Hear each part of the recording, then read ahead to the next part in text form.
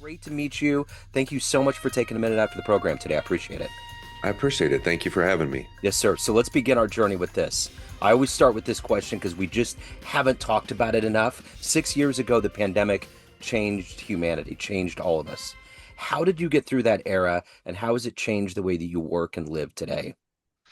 That's a great question. I mean, during the pandemic, I was actually working in the restaurant industry, so of course my job went away really fast. From there, I was unemployed, started collecting unemployment, and it was funny. Part of my backstory is that, a recovering addict, and I knew that at the time, so I actually was starting a YouTube video at that point in time because of the fact I didn't have any money, so I couldn't get anything that I wanted to get, alcohol, marijuana, that type of stuff. So I actually started to try and become sober at that point in time. And I ended up getting COVID as well, which was absolutely horrific. Then from there, I started getting some money and got kind of back into my addiction. And that was a downfall, I guess you could say. And, it didn't really help, but it definitely put a perspective on life onto what is important. And I mean, that pandemic was, I mean,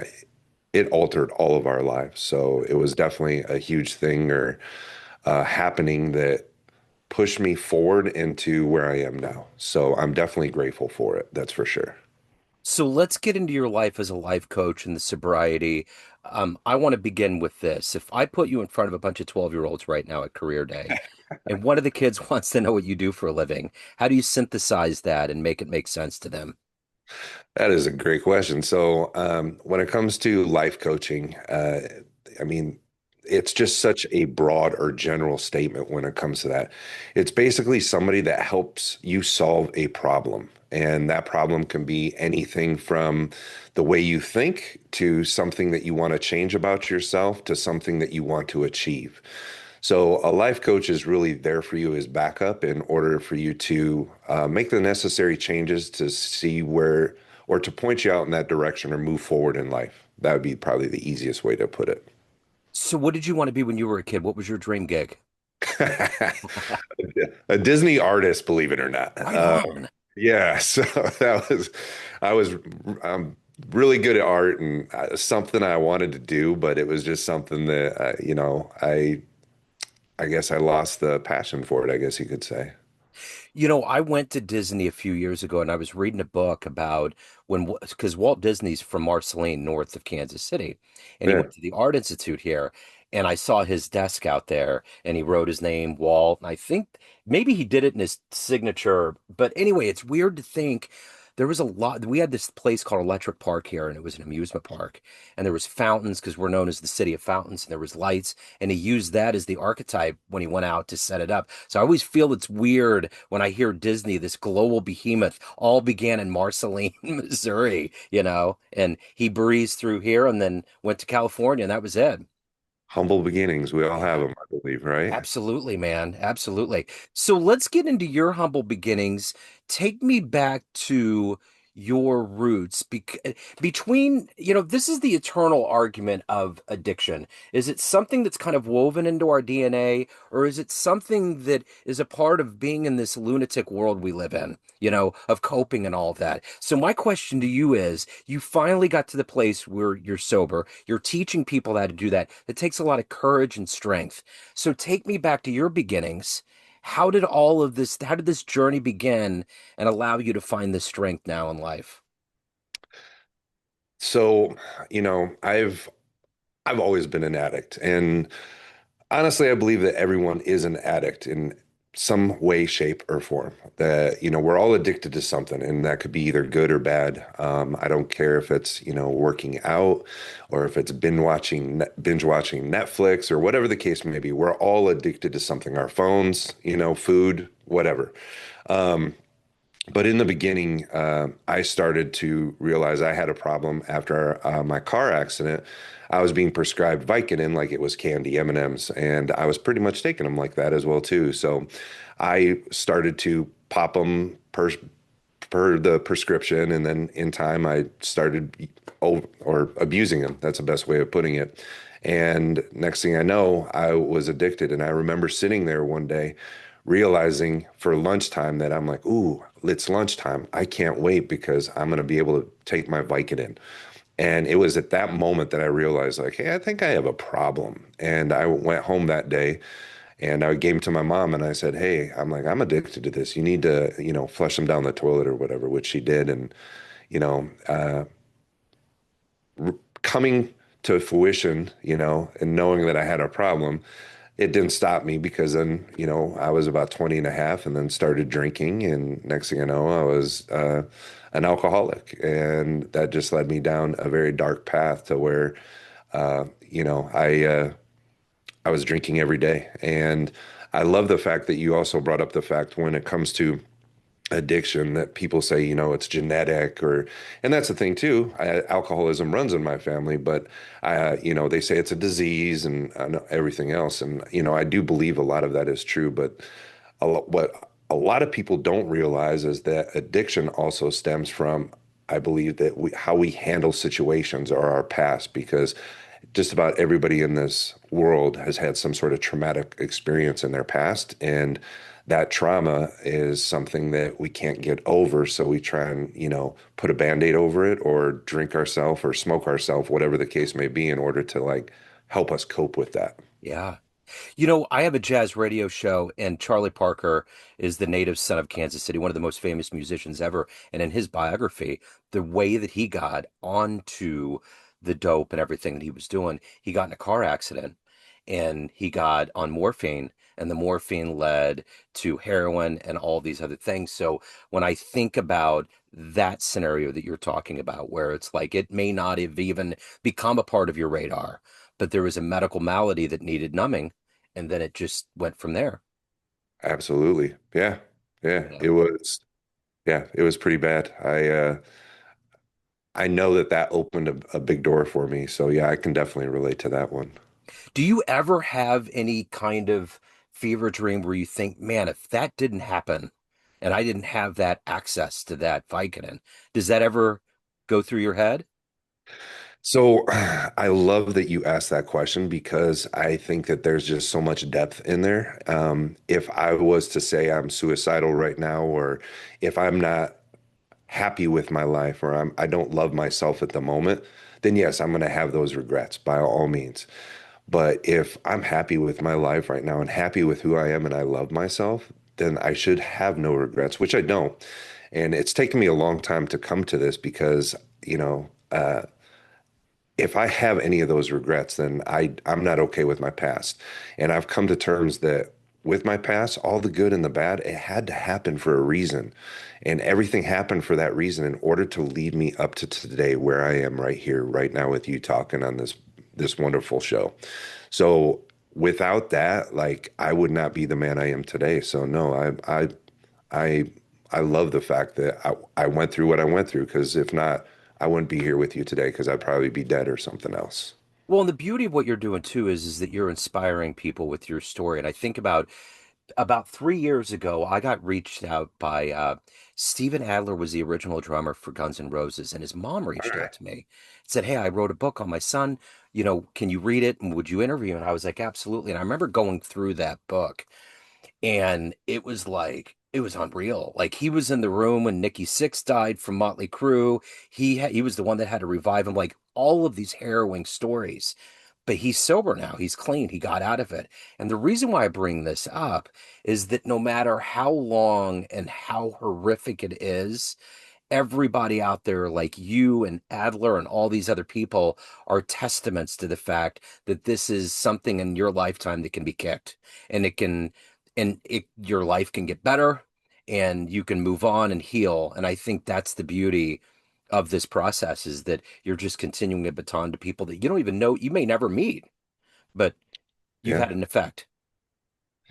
No, you're absolutely right. That's it's funny because, in AA we have a sponsor and there's times where, I've shared some information with them and I tell them, I'm like, sometimes I feel like, I'm sharing in a meeting to the point where I'm like, like I'm talking about something, but I feel like maybe it can be taken as egotistical or like, hey, look at me.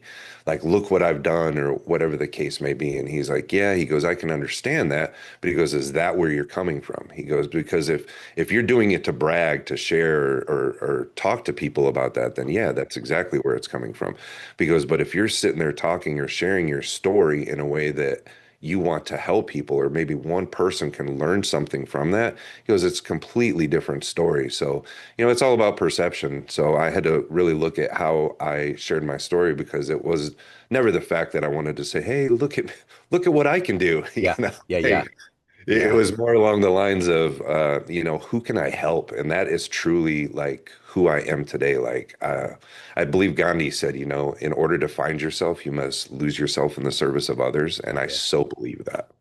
So I'm curious, in your when you get to the point where you have to heal yourself from addiction, you have to pull every ounce of strength on your timeline of everything that you've experienced. And there's moments early on in life where people see you for who you are. Who's the first person that saw you that may have given you that strength to say, this is who I really am. It's not this. You know, um, I want to say it was my sister and my niece. So her daughter. Both of them. So long story short, last bit of time that I was in my addiction, I was homeless, living out of my car for the last 4 years. And my family knew this, and my car got repoed because, what does an addict do? They're great at being irresponsible and losing things. So then my car got repoed. Next thing you know, I was going to be on the streets. My sister took me in, and in time, they basically had an intervention with me and sat me down and told me like, hey, it's either you're going to be homeless or you need to go to rehab. And for I don't know, it was a good couple hours. I'm like, I'm a survivor. I can live off the streets. Like as long as I have my liquor, I'm good. Uh, in time, I realized I'm like, man, I just need to try and do something different. So I really chalk it up to the fact that they came and confronted me because they loved me so much, because they knew the person that I could become. And they're the ones that kind of push started that and, believed in me. So, definitely a huge shout out to them for that. So overall in your life, in all of the different phases that have led up to who you are now, who has been that hero, that inspirational force for you? Mm. Oh, that is such a difficult question. Man. So one of the things that some people know about me is the fact that I knew I had a problem before I actually got sober. And for the last 15 plus years, I've been doing nothing but studying like psychology and motivation and just, how the mind works and trying to crack my addiction. And it was just something that I, wanted to overcome, just didn't know how to. And with all of that knowledge, the best way to put it is that I didn't know, I guess, how to apply it. So, I mean, I'm talking about people like Tony Robbins, Jay Shetty, Les Brown, Eric Thomas, um, Tim Bilyeu. I mean, the list goes on. Like, I definitely listen to a lot of different Alan Watts. That's probably one of my big ones Yeah. right there. But there's just Carl Jung. Like the list goes on and on. I could just keep going because I pulled so much from so many different people. I couldn't really point my finger at one person, if that makes sense. Yeah, yeah, for sure. It's interesting. I think about all of those figures that will seep into your head and heal you. Was Joseph Campbell ever on that list for you? I have heard of Joseph Campbell and not entirely. No, I didn't read or follow too much information when it came to that. He's not a strictly a motivational guy. He deals in myth, but as far as like brain power and his idea of meditation, and he's the whole his whole body of work is the idea behind Star Wars. George Lucas read him Hmm. and came up with that whole idea of that universe because of him. And just the ideas, and he's been around everybody. He's been around Gandhi, and he's been around just every figure that you can imagine, and he's accumulated this unbelievable trove of wisdom and genius. It's amazing, amazing stuff. Well, now you're gonna probably put somebody else in my repertoire, so to Yes, speak, because yeah, now I'm gonna be after this, I'm gonna be looking them up, see if there's some, YouTube videos while I'm working and just listening to that kind of stuff. So and take it yeah, in. absolutely. Yeah. And I ran into it in the weirdest way. I was listening to the biography on Michael Richards, Kramer, and he mentioned that he went up when he was living in Berkeley, I think. He went and saw him speak. And I was like, what's this Joseph Campbell all about? And I found audio tapes, and he was talking to Bill Moyers on PBS, and it was this expanded collection, and it's great. You will not forget it. So speaking of figures and mighty minds, if you could meet anybody out there on the planet right now that's overcome addiction, that's an inspiration to you, or in general, and you could sit down and have a talk, some of them might help you on your journey and your coaching. Who would you love to hang out with?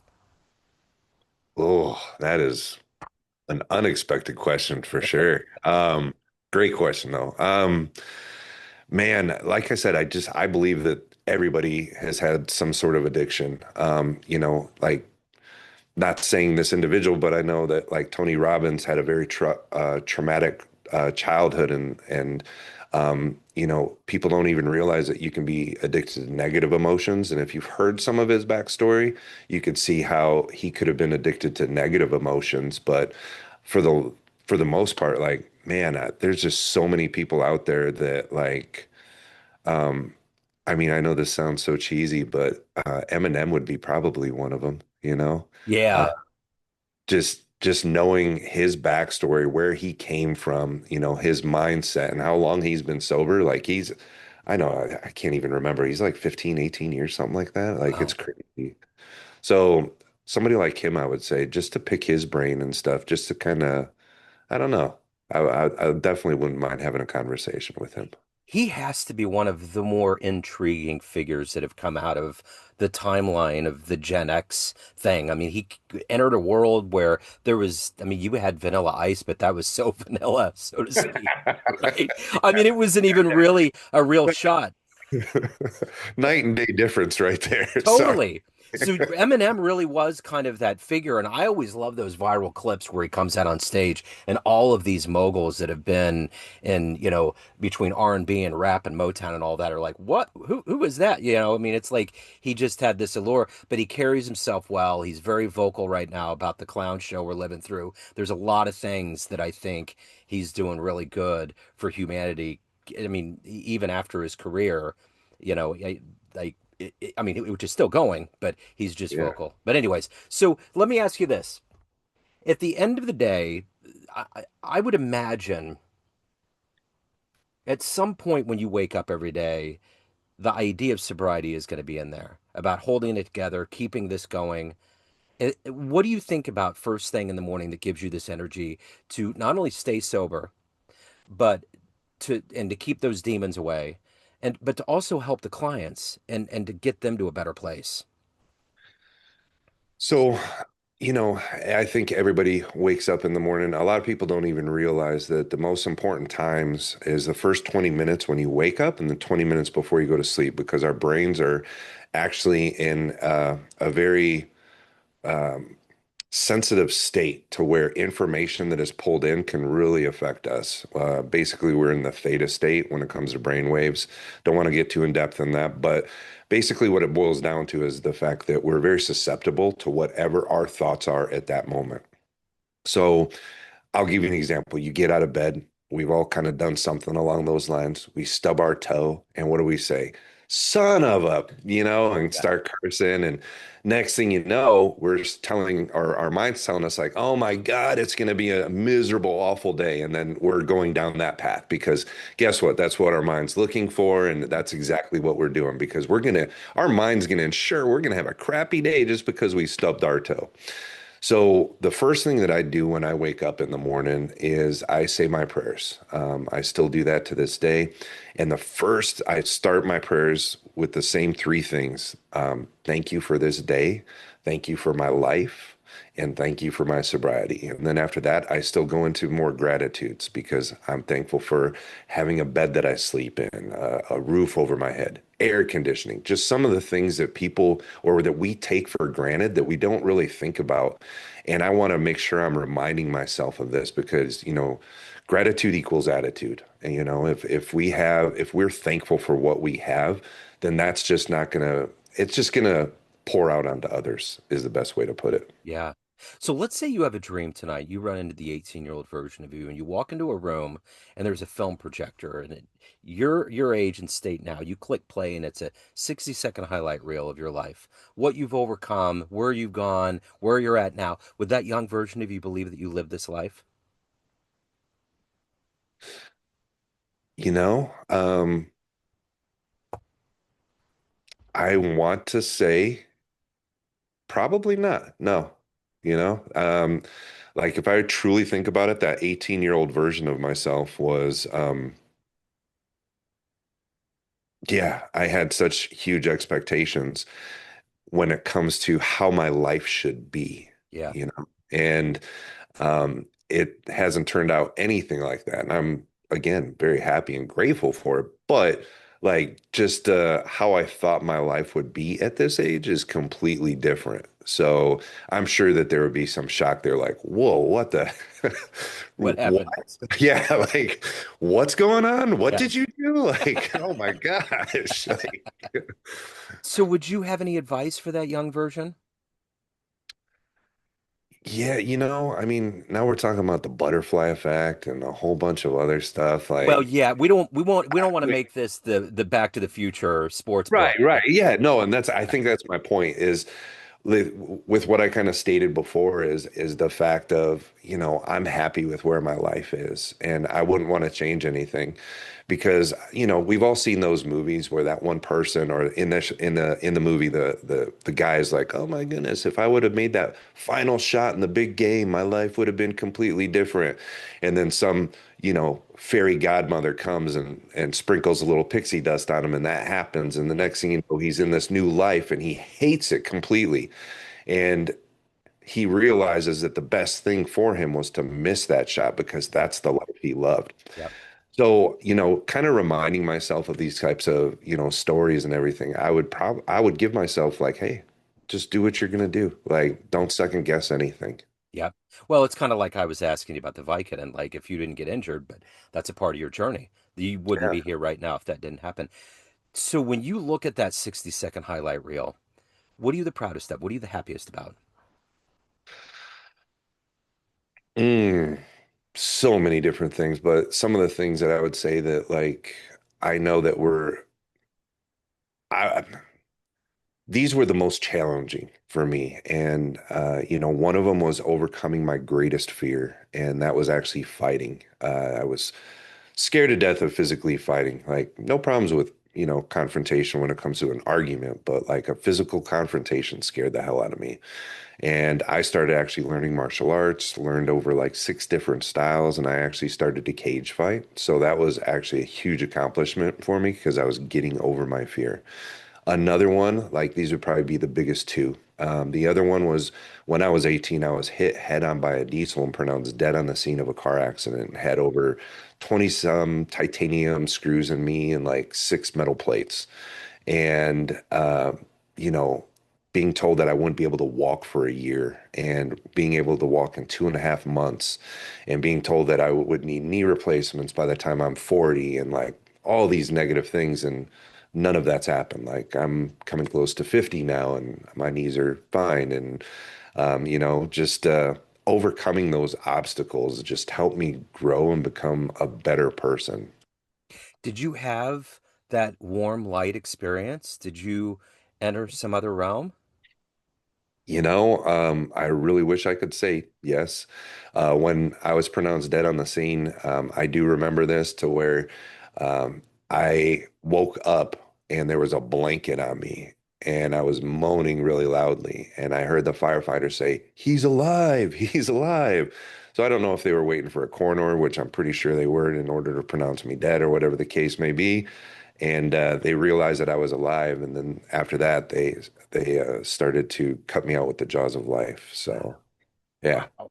That's crazy. So at the end of the day, let's get to the real crossroads of your soul. Everyone has a perception of you, family, friends.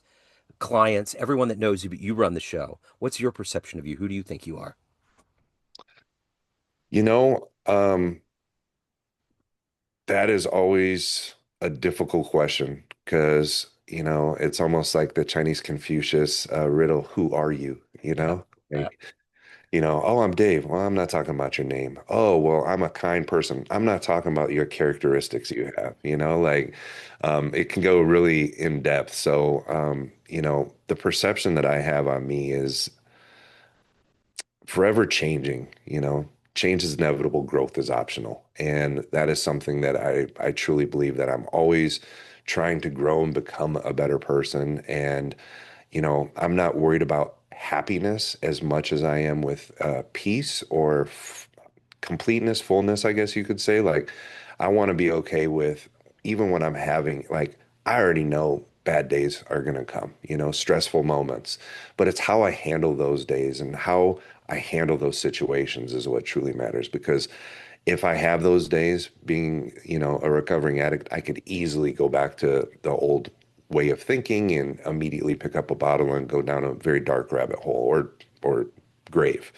So, it's just one of those things now that I realize that, I just want to be whole. I just want to enjoy life, be at Yeah. peace. So if anybody wants to reach out, they want to hire you, they have questions, any of the good business, where do they go? So my email address is motivation101 davejohnson@gmail.com, and you can reach me there. And I also have a YouTube channel under Motivation 101 Dave Johnson, which there's some great videos out there as well too, just for some kind of inspirational, uplifting, motivational, or educational purposes on how our mind works and addiction. Right on.